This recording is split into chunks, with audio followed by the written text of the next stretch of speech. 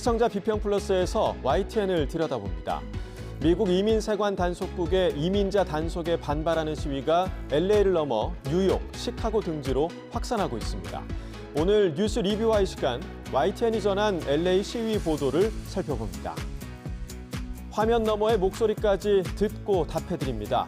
시청자 톡톡 Y로 도착한 의견들 함께 들어보시죠.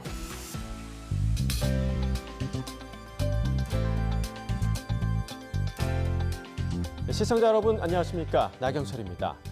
인근 국가에서 코로나19 발생이 증가하고 있습니다. 최근 유행하는 코로나19 변이 바이러스는 기존 변이 대비 면역 회피력이 조금 높지만 중증도를 높인다는 보고는 없다고 합니다. 현재 국내 상황은 안정적인데 다른 나라의 동향이나 또 예년 발생 상황을 고려할 때 유행 가능성도 있어서 최근 관계부처 합동회의가 열리기도 했습니다. 보건당국은 일상 속 예방수칙 실천과 함께 65세 이상, 또 생후 6개월 이상 면역 저하자 및 감염 취약시설 입원자 등을 대상으로 예방접종을 당부하고 있습니다. 자, 이번 주 시청자 비평 플러스 문을 엽니다. 먼저 뉴스 리뷰 Y로 시작합니다.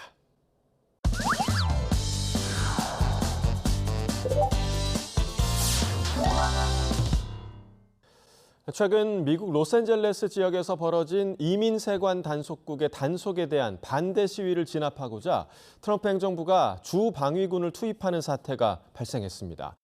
이후 이민자 단속과 관련한 교민사회 피해와 또 불안감이 더욱더 커진 상황인데요. 관련한 소식을 YTN이 어떻게 다루고 있는지 뉴스 리뷰 Y에서 보도 내용 짚어보겠습니다. 오늘 함께 이야기 나눠주실 두 분 모셨습니다. 먼저 조수진 시청자 평가원입니다. 이동우 해설위원 실장입니다. 네, 도널드 트럼프 미국 행정부가 불법 체류 이민자 단속, 또 추방 강도를 높이면서 그 여파가 미국 내 한인 동포 사회 전반으로 확산하고 있다고 합니다. 시위가 워낙에 고조되고 있던 상황이라 소식을 전하면서도 상당히 좀 우려스러운 마음이 들더라고요. 네, 저도 좀 조마조마한 심정으로 이 뉴스를 계속해서 보고 있는데요. 지난 6월 6일입니다. LA 시위가 시작이 됐습니다. 트럼프 행정부가 불법 이민에 대해 강경 단속을 재개하면서 이에 대해서 이제 두려움을 가진 또 분노를 가진 사람들이 시위로 나서기 시작한 건데요. 연방정부 차원의 군 병력 또 해병대까지 시위 진압에 이렇게 투입이 되면서 시위가 더 격해지고 있는 그런 상황입니다. 아무래도 다른 나라에서 벌어진 일이기 때문에 단편적인 보도들만으로는 시청자가 상황과 맥락을 바로 이해하기가 좀 어려울 수 있습니다. 전체적으로 어떤 부분을 신경 쓰고 또 주의해서 보도하는 게 좋을까요? 먼저 이제 이번 LA 시위의 경우는 일시적인 단순 사건 사고가 아닙니다. 그렇기 때문에 정보 전달만이 아니라 그 사건의 배경 또 사회 구조적인 원인에 대한 심층적인 보도나 이런 해설이 필요한 거죠. 미국의 정치, 사회 구조 상황을 알아야 이해할 수 있는 그런 부분들이 있기 때문에 이에 대한 정리가 필요합니다. 또 현장 소식이 생생하게 전달돼야 하는데 이 부분은 YTN이 미국의 입장에서 또 외신의 힘을 발휘할 수 있는 그런 순간이라고 보여집니다. 그래서 정치적 그 압력에서 자유로워진 상태에서 시위에 나선 시민들의 이야기를 조금 더 다양하게 들어볼 수 있다라고 보여지는데요. 또 LA는 아무래도 우리 교민들이 많이 살고 계시잖아요. 이민자 보호는 어떤지, 또 우리 정부와 언론은 어떤 역할을 해나가야 할지 등에 대해서도 다뤄야 합니다.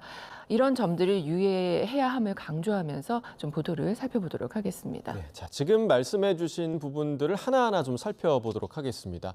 누군가에게는 이 사건이 다소 갑작스러운 시위로 보일 수도 있고요. 또 누군가는 역사적인 흐름에 따라 반복되는 갈등으로 인식이 될 수 있을 텐데, 자, 이번 LA 시위에 대한 배경과 관련해서 이 YTN의 보도가 시청자의 이해를 좀 도왔을까요? 어떻게 보십니까? 네, 그 부분이 조금 아쉽다라는 평을 좀 드릴 수 있겠는데요. 보도를 살펴보면 먼저 트럼프 대통령이 주지사 승인 없이 주 방위군 2,000명을 투입해서 시위 진압에 나섰다라는 소식을 전합니다. 네, 일단은 좀 아쉽다는 평가를 해주셨는데요. 잠시 좀 정리를 해보면 6일에 시위가 시작이 됐고요. 트럼프 대통령은 그 다음 날이죠. 7일에 주 방위군을 그리고 9일에는 해병대를 LA에 투입했습니다. 자, 긴박했던 상황 YTN이 전했는데요. 보도 내용 보고 오겠습니다. 미국 연방이민세관 단속국이 캘리포니아주 로스앤젤레스 곳곳에서 동시다발적인 불법 체류자 단속 작전을 벌였습니다. 또 이민자 체포에 항의하는 시위대가 연방 부금시설에 몰려들면서 경찰과 충돌했습니다. 로스앤젤레스 시내 곳곳에 소총으로 중무장한 군인이 깔리기 시작했습니다. 폭력 시위에 주정부가 제대로 대처하지 못했다며 트럼프 대통령이 주방위군 2,000명 투입을 명령한 데 따른 겁니다. President Trump is putting the safety of the communities that are being impacted by these riots and by these protests that have turned violent. 단속에 항의하는 그 시위대와 진압대 충돌을 연일 리포트로 전했는데요. 트럼프 정부가 이번 시위를 폭동으로 규정하며 군 병력을 투입할 수밖에 없었다라는 그런 국토안보부 장관의 브리핑 장면과 또 군 병력 투입은 사태를 더 악화시킨다라는 민주당 상원의원의 브리핑 내용, 그리고 이제 한인 사회 입장을 대변하는 인터뷰 내용이 들어가서 이번 군 병력 투입과 관련된 다양한 입장을 취재 보도했습니다. 그럼에도 이제 이번 사태의 전반적인 이해를 돕기에는 조금 부족했다라고 보이는데요. 예. 전문가 초청이나 또 해설위원과의 대담은 찾아보기가 좀 어려웠습니다. 이번 시위가 발생된 원인과 또 구체적인 배경에 대한 설명이 사실은 중요한 사안인데 그 예. 부분이 아쉬웠다라는 말씀이고요. 리포터에서 공화당과 민주당의 인터뷰가 각각 배치된 점, 이거는 좋았거든요. 그런데 이제 왜 다른 의견인지에 대한 자세한 설명도 좀 필요했다라고 보여집니다. 또 미국 정치 상황을 알아야 하는데요. 트럼프 대통령이 공화당 소속으로 불법 이민자를 추방해야 한다라고 주장을 해오고 있죠. 그렇죠. 예, 또 주지사, 그 LA 시장과 주지사는 민주당 소속입니다. 그래서 불법 이민자 문제에 있어서 조금 이제 포용적인 그런 태도를 갖고 있습니다. 이게 이제 60년 만에 처음으로 주지사의 동의 없이 대통령이 주 방위군을 연방화한 그런 조치였는데요. 예.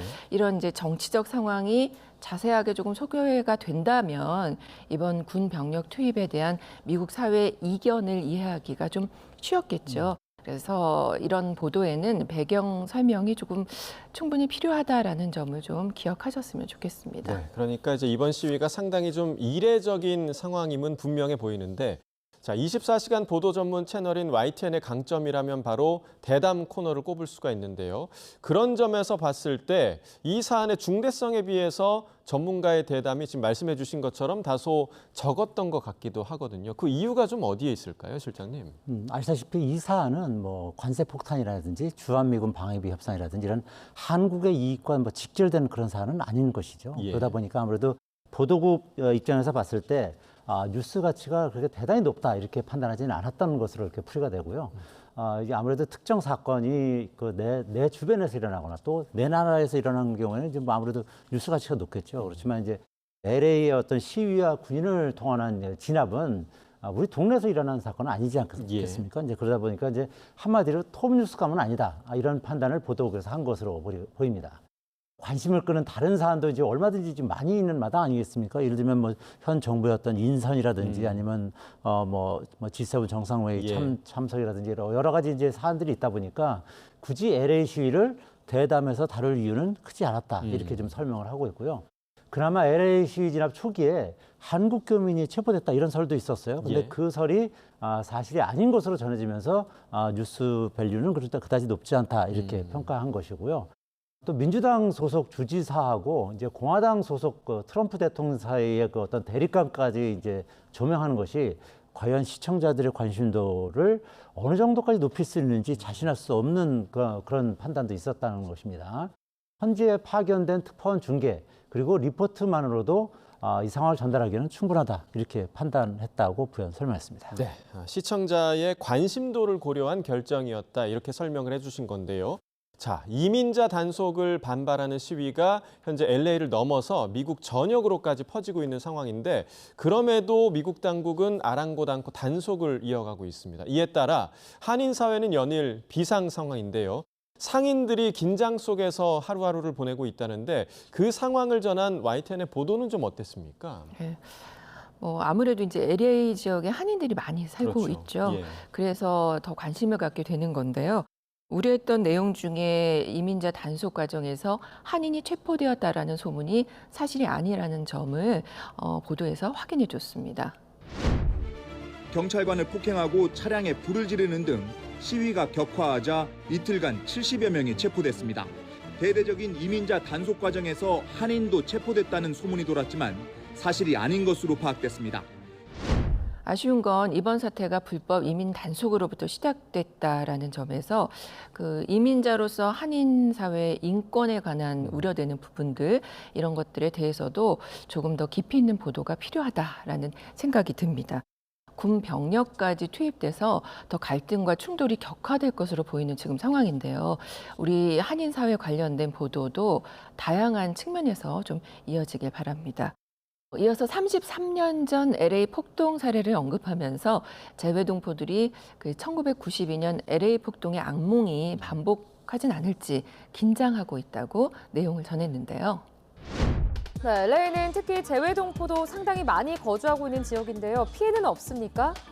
이 한인타운은 시위가 이루어진 LA 도심으로부터 15분 정도밖에 떨어져 있지 않습니다. 세계 최대의 코리아타운이 자리 잡고 있는 LA에는 현재 32만 명이 넘는 재외동포가 거주하고 있는데요. LA 폭동으로 2,300여 개의 업소가 불에 타거나 약탈을 당했고 4억 달러, 그 당시 우리 돈으로 1조 3,570억 원의 막대한 재산 피해를 입기도 했습니다. 때문에 LA에서 생활터전을 지켜온 우리 재외동포들은 이 33년 전의 악몽이 반복되지 않을지 긴장하고 있는 모습입니다. 이와 관련해서도 자세한 정보 전달과 설명이 필요합니다. 현장 리포트에 이어 전문가 대담으로도 연결돼야 할 것 같고요. 한인 사회의 우려를 보도할 때 역사적 사건 등을 자세한 그 배경 설명과 함께 하면 더 이해가 쉬울 것 같다라는 그런 의견을 드립니다.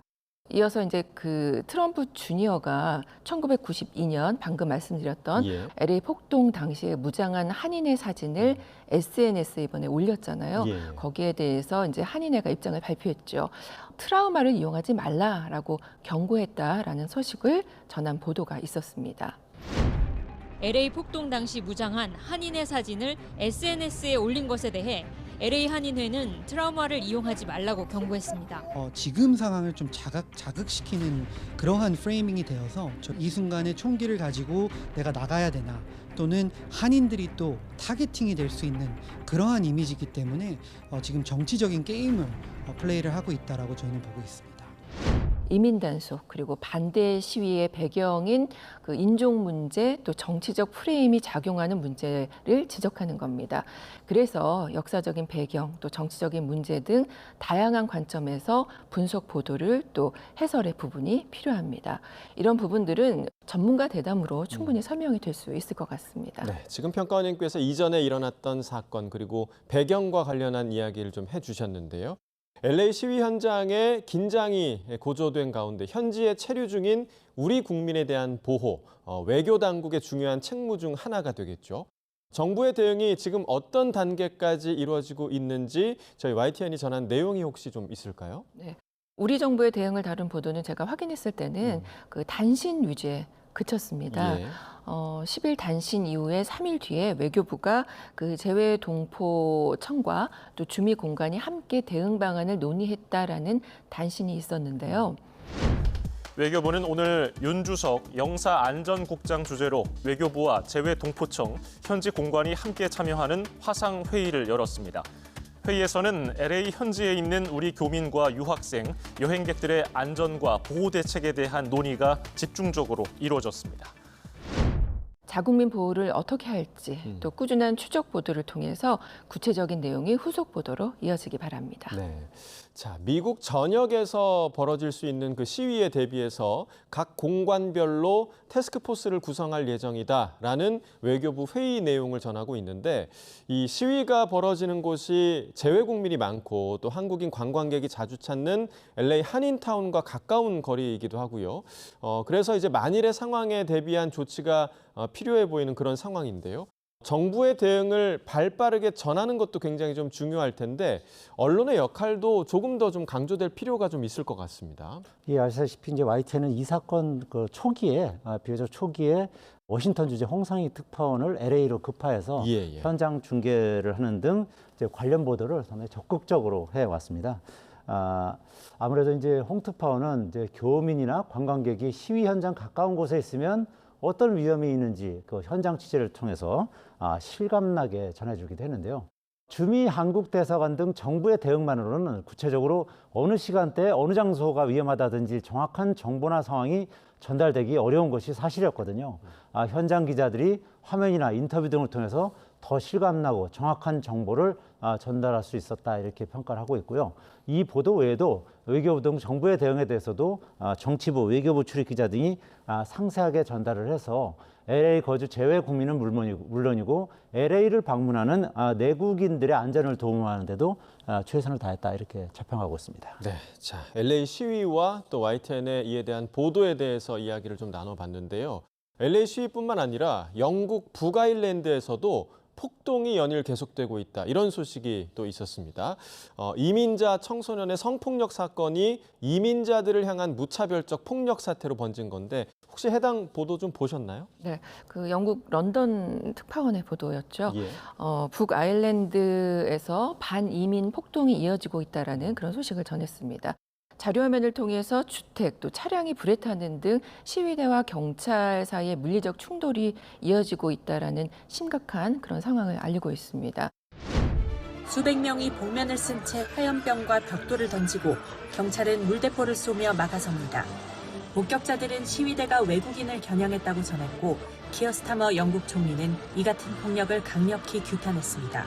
It is absolutely vital that the PSNI are given the time they need to investigate the incidents concerned rather than face mindless attacks. 여기에 가능하다면 피해자의 목소리를 좀 위험할 수 있겠지만 직접 들어보는 인터뷰도 마련됐으면 하는 그런 바람입니다. 타사 보도와 좀 비교해 볼 때 필리핀계 이민자 가족들을 보거나 또 필수품만 챙겨서 급하게 집을 떠나는 그 피해 가족의 목소리를 통해서 사태의 심각성을 더 깊이 있게 살펴보고 있었는데요. 피해 상황에 직접 놓인 현지 주민들의 목소리를 YTN 보도를 통해 확인할 수 있는 그런 시간도 마련해 주시기를 바랍니다. 또 해당 보도 역시 화염병이나 벽돌을 던지는 그런 장면들, 또 경찰이 물대포를 쏘는 모습과 같은 위험한 상황이 고스란히 담겨져 있는데요. YTN 촬영 기자가 직접 촬영한 것인지 아니면 자료를 그렇게 제보받아서 한 것인지 좀 궁금해졌습니다. 네, 이 보도에 나오는 영상은 YTN이 직접 촬영한 것은 아닙니다. YTN은 이제 로이터라든지 AP, CNN 등 이제 글로벌 언론사하고 수년 단위의 제휴나 계약 등으로 영상을 주고받고 있는데요. 이 기사의 영상은 YTN과 계약을 맺은 로이터 기자가 현지에서 촬영하는 것입니다. 모든 사건 현장에 갈 수 없는 한계 때문에 이러한 시스템으로 보도를 하곤 하는데요.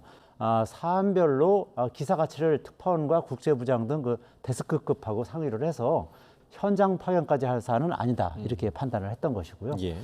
이 화면에 나오는 경우처럼 촬영 환경이 위험한 경우에는 가급적 부상 등 피해를 입지 않도록 주의하는 수밖에 없는데요. 헬멧이라든지 이제 안전장구를 착용하고 프레스 완장을 이렇게 차고 시위대와 진압 경찰의 공격을 막거나 대비하는 등 오랜 경험 등을 살려서 안전을 최우선으로 해서 대처하고 있다 이렇게 말씀드릴 수 있겠습니다. 네, 자 이러한 현장에서의 촬영은 반드시 좀 안전이 최우선으로 고려돼야겠죠. 북아일랜드 폭동 관련 보도까지 관련해서 이야기 나눠봤습니다.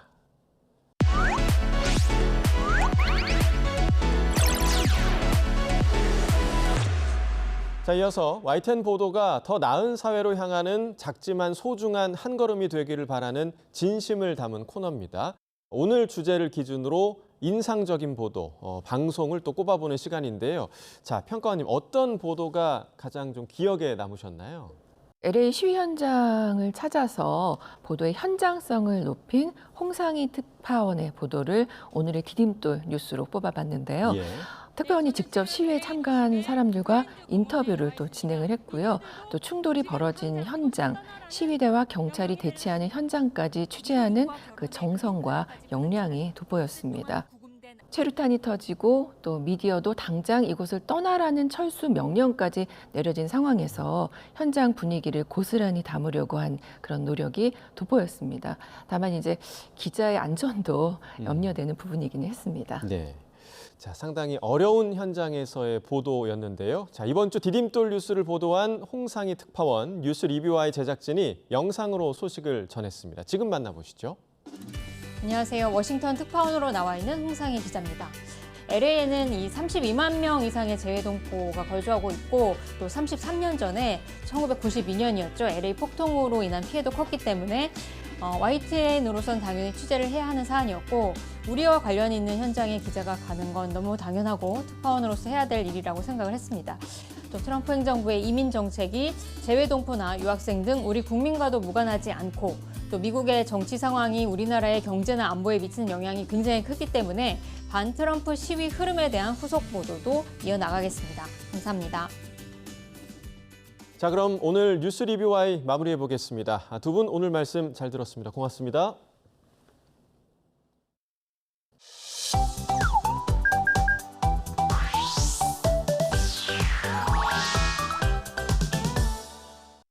YTN을 향한 시청자 의견이라면 모두 귀 기울여 듣고 답하는 시청자 톡톡 Y 시간입니다. 자, 오늘 주목한 시청자 의견을 AI 앵커 Y고가 소개해 드립니다. 지금 바로 만나보시죠.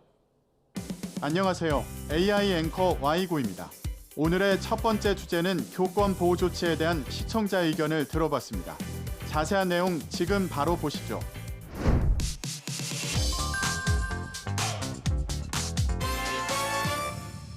서희초 사건 발생 이후 교사들을 보호하기 위한 대책이 연이어 나왔지만 지난해 교권 침해로 인한 교권보호위원회가 4,200여 차례나 열린 것으로 나타났습니다. 교권보호위원회가 발표한 교권 침해 통계와 구체적인 교권 침해 유형 등에 대해 전한 리포트가 있었습니다.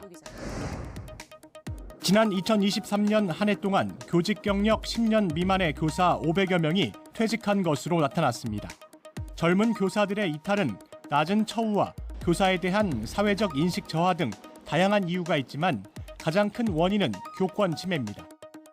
지난해 교권보호위원회 개최 건수는 4,234건으로 1년 전보다는 감소했지만 여전히 최근 5년 상황을 보면 증가세가 이어지고 있습니다.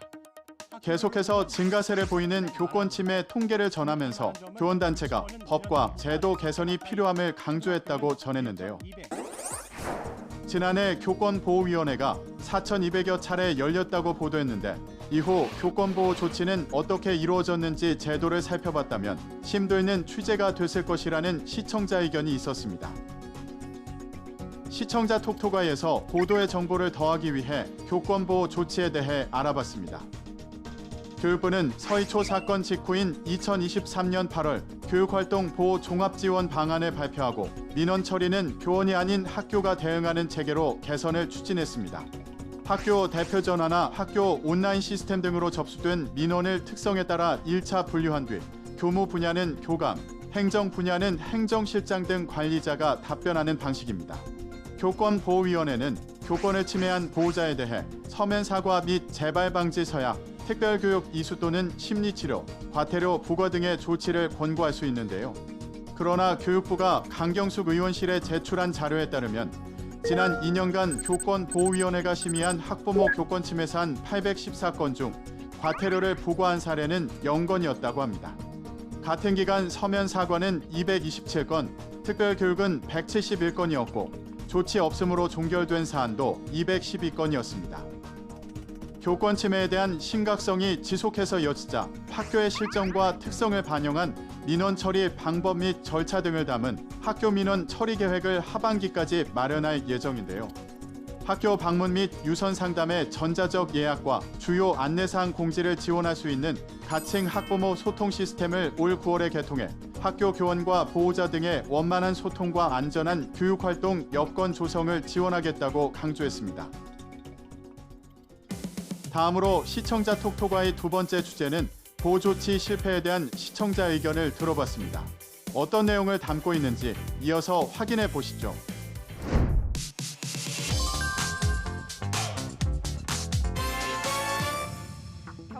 얼마 전 발생한 동탄사실혼 납치 살해 사건에 대해 문제가 되는 지점을 짚은 보도가 있었습니다. 분리조치나 A씨와 사실혼 관계였던 피해 여성은 지난해 9월부터 수차례 경찰에 가정폭력을 신고한 것으로 확인됐습니다.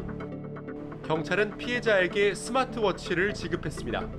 또 A씨가 접근하거나 연락할 수 없도록 긴급 임시 조치를 내리고 주거지를 분리했습니다. 하지만 2달 뒤 A씨는 여성이 머물던 오피스텔에서 피해자를 납치했습니다. 사건의 자세한 내용을 전해 안타까운 일이 발생하게 된 경위를 알 수 있게 한 보도였는데요.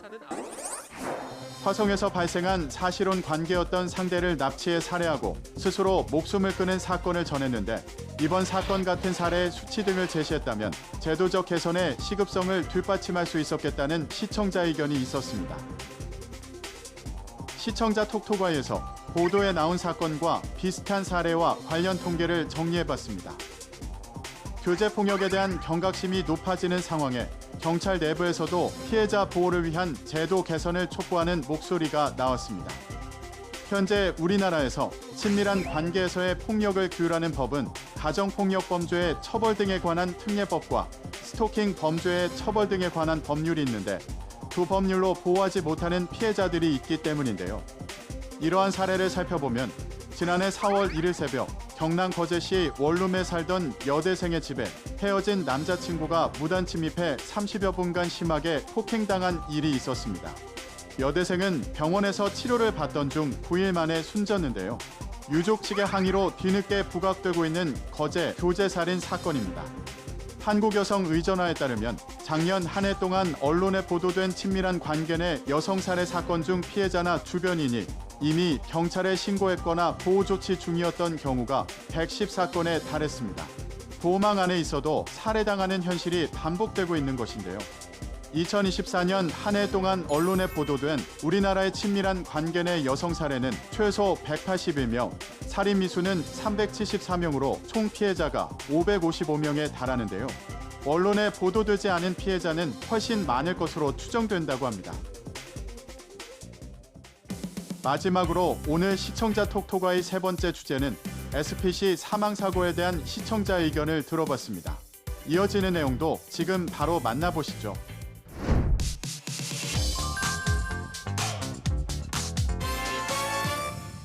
일단 노동자 사망사고로 무리를 빚은 SPC 계열사 제빵 공장에서 또 사망사고가 발생했습니다. 지난달 또 한 번 발생한 SPC 계열 제빵 공장 사망사고에 대해 전한 보도가 있었습니다. 사고를 당한 것으로 파악됐습니다. A씨는 당시 작동 중인 컨베이어 벨트에 윤활유를 뿌리는 작업을 하다가 사고를 당한 것으로 파악됐습니다. 경찰은 평소 기계에서 삐걱거리는 소리가 나면 내부 깊숙이 몸을 넣어 작업해야 하는 경우도 있었다는 노동자 진술을 확보해 조사하고 있습니다.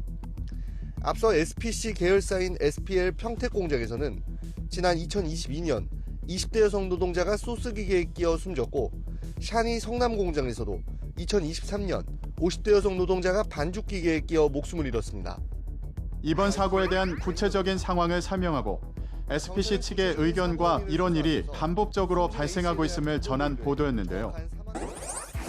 SPC 삼립시화 공장에서 노동자가 작업 중 숨진 사고를 보도했는데 이번 사고가 처음이 아닌 만큼 과거에는 어떻게 후속 조치가 이루어졌는지 내용이 없어 아쉬웠다는 시청자 의견이 있었습니다. 자세한 내용을 보충하기 위해 시청자 톡톡아에서 과거 SPC 사망사고 이후 후속 조치에 대해 살펴봤습니다. 지난 2022년 SPC그룹은 SPL 평택 제빵공장 안전사고와 관련해 대국민 사과를 하고 재발 방지 대책을 발표했습니다. 당시 SPC는 SPL 외 그룹전 사업장에 대해서 한국안전기술협회, 대한산업안전협회 등 고용노동부로부터 지정받은 외부 안전진단 전문기관을 통해 산업안전보건진단을 즉각 실시한다는 계획을 밝혔는데요. 진단 결과를 반영해 안전 관련 설비를 도입하고 관련 투자를 확대해 종합적인 안전관리 개선책을 수립, 실행한다고 전했습니다. 또한 안전시설 확충 및 설비 자동화를 위해 700억 원, 직원들의 작업 환경 개선 및 안전문화 형성을 위해 200억 원을 투입하는 등 시설 설비 작업 환경의 안전성을 강화한다고 했는데요. 특히 사고가 발생한 SPL은 영업이익의 50% 수준에 해당되는 100억 원을 산업안전 개선을 위해 집중 투자해 재발 방지에 힘쓴다고 했습니다. SPC는 그룹 차원에서 전문성을 갖춘 사회 인사와 현장 직원이 참여하는 안전영역위원회도 새로 설치한다고 했는데요. 이를 통해 산업안전보건에 대한 독립된 활동을 보장하고 안전보건 조치 실행과 관리 감독을 강화한다는 방침을 전했습니다. 이러한 조치에도 불구하고 2023년 또 한 번의 공장 사고가 발생했는데요. 이때도 안전 강화 조치를 발표했는데 2025년까지 180억 원을 안전설비 강화에 조기 집행할 계획이라고 밝히기도 했습니다. YTN 방송의 부족한 부분을 채우는 시청자 톡톡 Y 시간. 다음 주도 다양한 시청자 의견과 함께 돌아오겠습니다.